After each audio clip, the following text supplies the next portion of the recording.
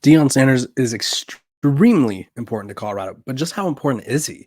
One analyst went as far to compare him to Nick Saban. I'm going to talk about that and more on today's episode of Locked On Buffs. You are Locked On Buffs, your daily podcast on the Colorado Buffaloes, part of the Locked On Podcast Network, your team every day.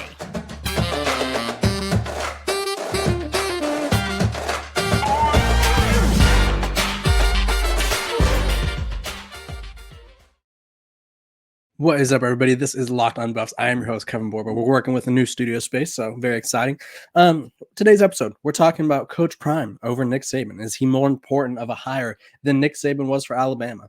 We're going to be talking about some TCU prep and why TCU kind of revealed how difficult it is to prepare for Colorado right now at this very moment. And then we got players quitting on Coach Prime already. Coach Prime ripped some players over the past few days for not giving effort and kind of said that he's going to see him in the film, and whoever's quitting is probably not going to play. Shocker. But before we dive in, I want to thank you guys for making Locked On Buffs your first listen every day. We're free and available wherever you get your podcasts, so make sure to like, subscribe, follow, and tune in. We're here every single day. Let's dive right in. I think before we start, I think it's important to note that this is Joel Klatt's stance on Coach Prime being more important than Nick Saban. I personally will want to wait and see. I think you can make an argument that he has probably made more of an immediate impact than any other coach in college football history. I don't think it, and I don't say that lightly. Realistically, when you bring in top 25 recruiting class, the number one transfer class, and you get your spring game televised on ESPN, you basically, like, I think it's kind of funny because there was one episode where I talked about how Coach Prime was being compared to Taylor Swift, and Taylor Swift, I'm not a big Swiftie, but I did learn that she adds billions of dollars to the U.S. economy. Yeah, Coach Prime does. I wouldn't say billions of dollars, but he's boosting that Boulder economy over there. I mean, he's boosting the money, the revenue for Colorado. He's helped them get into the Big 12, and so he's done a lot of great things for Colorado without even coaching a game yet. So that's exciting. But Joel Klatt, who's a former Colorado quarterback, so I feel like it's his stance. Not, I wouldn't say it's mine. I think I would want to wait and see the on-field product and where their careers go before I say that. But Joel Klatt expressed that he thinks the hiring of Coach Prime is more important than when Alabama hired Nick Saban. And so obviously that's a pretty bold statement in my opinion. I think obviously when you win, I don't even know how many championships Nick Saban has, probably 6 or 7. I know there was at one point, and I still think it might be true, that if Alabama players stayed for 4 years in the Nick Saban era, they at least won one championship. That's how often they were winning. So that's pretty insane of a stat. So I'm going to play you guys the first part of the clip of Joel Klatt saying this. And then it's a pretty long clip, so you guys could go watch it yourselves. It's on Twitter, the rest of the clip, because I'm only going to play about a minute or so. But yeah, here's Joel Klatt explaining why he thinks the hiring of Coach Prime is more important than Alabama hiring Nick Saban. So without further ado, let me get teacher mode. Let me get this going. Coaching change that I can remember in college football. Maybe Saban going to Alabama, maybe. But I think it even pales in comparison to this. Coach Prime and what he's going to be trying to do at Colorado, first of all, is totally unprecedented. Colorado's level of ineptitude over the last few years is staggering when you actually look at the numbers. They were easily, and by the way, not by a close margin, the worst team in the Power 5 a year ago. Their average point margin in their games last year was a loss by, wait for it, 29. That's 4 touchdowns. That's staggering. To give you some sense of how big that margin is, they were 1-11. Northwestern, also 1-11. Northwestern lost their games by an average of 14. Colorado doubled them up. How can you be twice as bad as another team that was also 1-11? Colorado did that last year. Enter Deion Sanders. From his own mouth, in Big Noon Conversations, he said he loves it at Colorado and he is a need to be needed type of guy. There's not a program that needed Deion Sanders more than the University of Colorado. Obviously near and dear to my heart. I played there. Yeah, so I think he continues on. He adds a lot more to it. So you guys should go check out the full clip, because obviously I'm not giving you the entire context, but I'm not going to play the entire video just for the sake of how long it is. But yeah, on the Joel Klatt show, Joel Klatt himself said he's more important. That Nick Saban hire pales in comparison. And honestly, I see what he's saying, because realistically, had this Colorado program hired anybody else, I don't know if there was like the perfect hire out there outside of Coach Prime now, obviously. But when you think of like names that have been hired recently, it'd be like Tom Herman. Matt Rule is obviously in Nebraska, but maybe him. Maybe Jamie Chadwell, who's at Liberty. Like there's just not a lot of coaches out there where it was like, he should be the guy. He's the guy that can lift Colorado up, because nobody was thinking of Colorado being elevated to the magnitude that they've been elevated. Coach Prime has kind of put them in a different stratosphere than I thought was unimaginable. Most analysts alike thought it was imaginable, and I think even fans, part of Colorado fans, won't want to admit it. But before Coach Prime was announced as a hire, and before he was linked, they're like, hopefully it's just someone that could kind of get this team competitive. And Coach Prime comes in, and he's not only going to try to get this team competitive, but he's going to try to get this team competitive for national championships. There's belief by Urban Meyer, Joel Klatt himself. Multiple people have come forward and said that they think Colorado will be competing for championships in the tenure of Deion Sanders, the tenure of Coach Prime, excuse me. And realistically, we're going to have to wait and see. Obviously, we don't have a crystal ball. I wish I had a crystal ball where I could just look into it and be like, you know what? It's going to happen. Coach Prime's going to win a national championship, but he's building the team. He's building the team his way. Whether you agree with that way or not, it's up to you. But I do think I understand where Klatt is coming from. Obviously, with Nick Saban in Alabama had been, I guess, obviously they had great success with Bear Bryant. But let's like take a look at their record before Nick Saban, because I think people forget how bad Alabama was at one point. So this is before Nick Saban was hired. They went 4-9, 6-6, 10-2, 6-6, and then Nick Saban won 7 games his first season, 12 his next, and then he went on to win 1, 2, 3, 4, 5, 6 championships. 6 championships. So obviously that's pretty big. Before that, their last championship was in 1993. So it had been a hot minute between 1993 and 2009. But realistically, Alabama was kind of a program that always felt that they should have been better than what they were. They bring in Nick Saban from LSU, and he kind of turns them into the greatest dynasty in college football history, outside of Army back in the early 1900s or whatever it was. But realistically, I don't want to put this claim out there and be like, yeah, I totally agree. But I will say I could see where he's coming from, and I could see why he says that. I think there's room to grow. I think there's potential to achieve greatness. But until we see some of the greatness, I don't want to hop on the bandwagon totally and be like, yeah, he's going to be more important and better than Nick Saban. Obviously, I think from an impact standpoint, I see what he's saying. I'm not trying to say that Joel Klatt is saying Coach Prime is a better coach than Nick Saban right now, but I would pump the brakes a little bit. But it's really cool to see excitement over the presence of Coach Prime. It's exciting to see excitement about Colorado. Folsom Field right here, it's going to be packed every single home game. It's going to be super, super interesting to see how Colorado turns out this season. Before we move on, I want you guys to know that this episode of Locked On Buffs is sponsored by BetterHelp. This show is brought to you by BetterHelp. If you don't know what BetterHelp is, let me explain. It's for those times when you feel a little lost in life, whether it's the career path or relationship issues or family issues. There's always a need to kind of go through and talk to someone who can help you become your best self. And that's exactly what BetterHelp does. If you're thinking of starting therapy, give BetterHelp a try. It's entirely online. It's designed to be convenient, at your disposal. It's supposed to help you and really work around your schedule.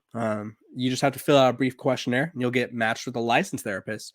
And then you could switch your therapist if it's not clicking, or maybe just maybe you feel like a change of scenery could be the best place for you.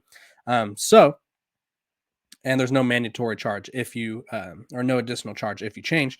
So let therapy be your map with BetterHelp.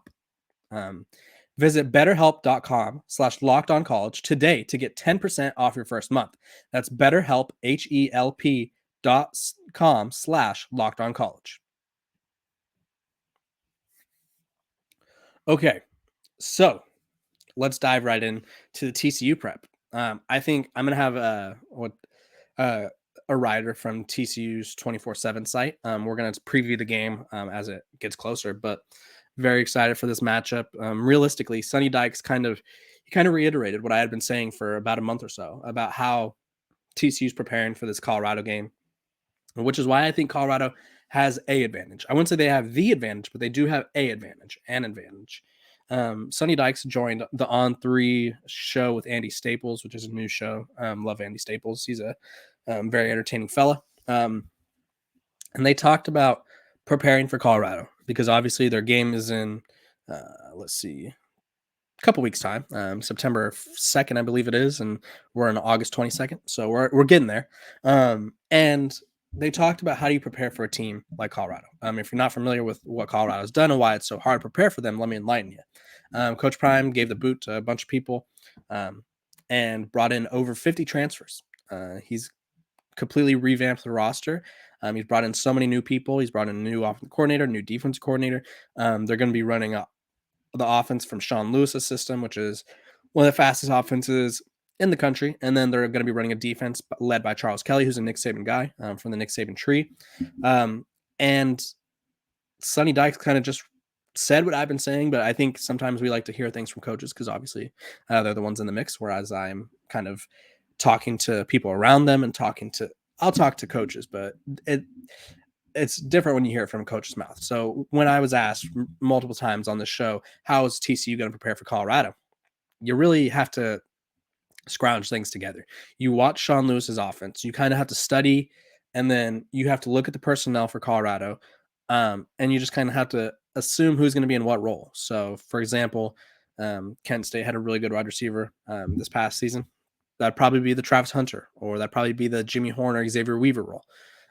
Running wise, you have to look at how they line up, how they use their running backs in the passing game, and how often they rotate. And then you look at who Colorado has at running backs. And Sonny Dykes basically said you throw out all the game film from 2022 of Colorado because it's a completely different team, which, by the way, has some breaking news, but I do want to do a whole segment on it.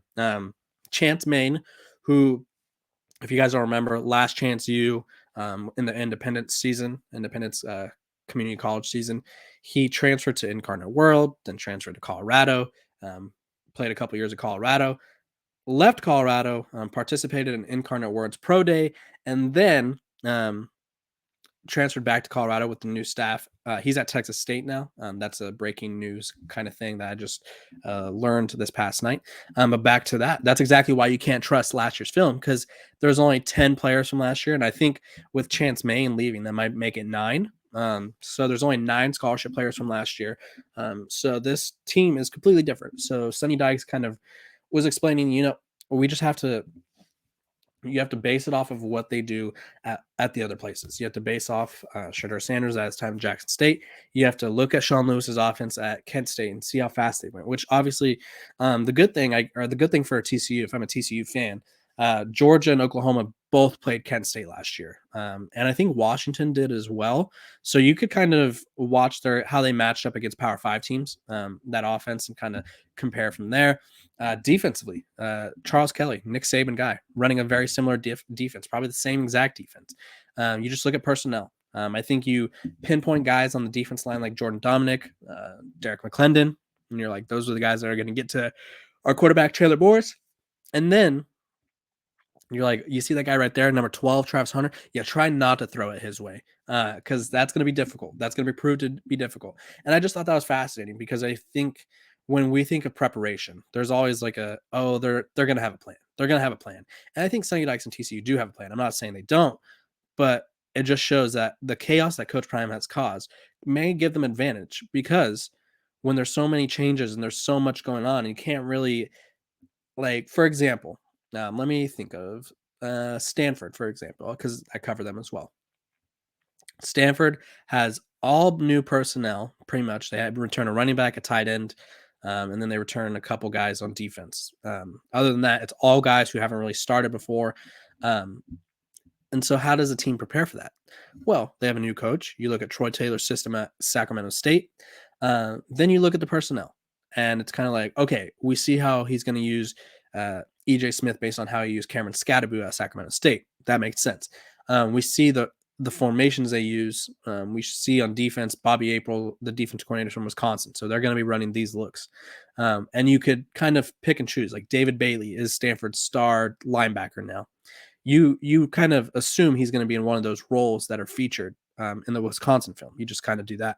But with Colorado we don't even know who the starters are. I think we could project who the starters are. We could look at, like I have been, I look at the well-off media videos, and whoever's running with Shedeur Sanders or Travis Hunter is who is probably with the ones. That's kind of a good tale. But that means, realistically, that could mean that the TCU staff is watching well-off media videos just to kind of figure out who's who, so that way they can look into the guy and kind of be like, okay, this is what he does. And so it's going to be an interesting matchup, really fascinating, because it's literally Colorado could do everything to kind of make life confusing for TCU. And I think that's why I don't think TCU is going to win by 20 and a half points, whatever the line is. I was asked the other day to do like a little thing for over at Fan Nation, and it was, you pick the who's covering, and I picked Colorado to cover. I don't think TCU wins by 20 and a half. I could be wrong, but we'll find out. It's going to be a great game, and I look forward to talking with our TCU insider as the game gets closer. Okay, this episode is also brought to you by FanDuel. FanDuel. Football season is about to kick off, and FanDuel is giving you a chance to win all season long. Because right now, when you bet on a Super Bowl winner, you get bonus bets every single time they win in the regular season. So what you have to do, just pick any team to win the Super Bowl, and you'll get bonus bets for every victory. You could use your bonus bets on the spread, player props, over-unders, and more. So you visit FanDuel.com/lockedon and start earning bonus bets with America's #1 sportsbook. That's FanDuel.com/lockedon. Go ahead and check that out.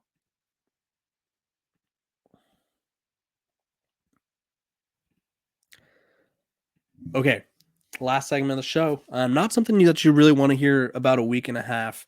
Let me see. It's bothering me because I don't know how many days are until September 2nd. And my birthday's in September. So, there's 11 days. Okay. So, yeah, about a week and a half. Oh, not bad. There's 11 days until Colorado faces off against TCU, a game that I just talked about, where Sonny Dykes is kind of like, oh, we're going to do our best. But here's the thing. Colorado, and I think this is a part of the culture that Coach Prime is establishing. We've seen videos of Shiloh Sanders kind of circulating where he's talking about how hard Coach Prime is pushing the team. He made him run 100-yard sprints during practice the other day, and Shiloh was not a fan of that. I wonder if Coach Prime ever addresses him, because he's like kind of a very outspoken guy, but he's outspoken too. So either way, but there's a video that went viral kind of, and it was Coach Prime talking about the practice and how they were preparing. And so this is what he said. He said, way to work through it, way to establish yourselves, way to keep on pushing. We got some guys that flat out quit, shut it down, and started feeling sorry for themselves. But we're going to see this on film. And then obviously they asked Shiloh, the older son, I guess the middle son, because Deion Sanders Jr. is there as well.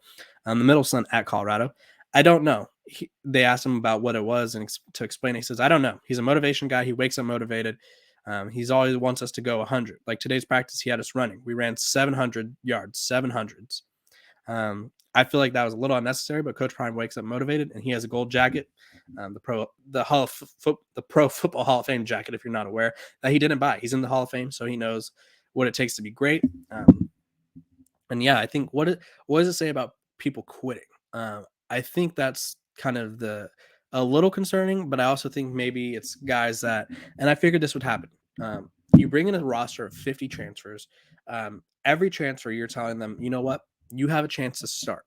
you have a chance to earn reps. And every roster in college football does the same thing when they recruit guys. Say they're recruiting Kevin Bourne. Kevin, we think you could be a great fit here if you work and earn the reps. Once I commit, it's up to me. Like, it's not like, okay, Kevin, you're going to start no matter what, no matter how bad you practice. So I'm sure what it was is some of these guys maybe didn't like the reps they were getting, the number of reps, and kind of 18 to 20. Well, college football ages are so weird now because we're still experiencing the COVID guys. And so I think I would say I'm 23. And so I graduated in 2017. So a lot of these guys around my age are a little bit older. So we'll say 18 to 24 and a half ish is the age range. We're young guys, we're young fellas who realistically our emotions get the best of us. We often we get discouraged, especially guys that transferred to Colorado, hoping that they'd have a larger role and they could kind of see the writing on the wall that they don't. But I think Coach Prime is going to whip these guys into shape. He's going to get them ready for TCU. He's going to get them ready for Nebraska. And I'm super excited to see what this turns into. I don't think it's people quitting on Coach Prime and being like, you know what, this isn't going to work. I think it's guys just being disappointed with the role they got, and they're just at the time not where they need to be to have that role. That's just how football works. That's how life works. Interested to see that. I appreciate you guys for tuning in every single day, making Locked On Buffs your first listen. We just hit 2,500 subscribers, so I appreciate you guys for that. Another great milestone in this young show's history. You guys have a great Friday, great Tuesday. Enjoy your day, and comment what you think below, and comment any questions you may have about TCU so I could ask our TCU guests. Thanks.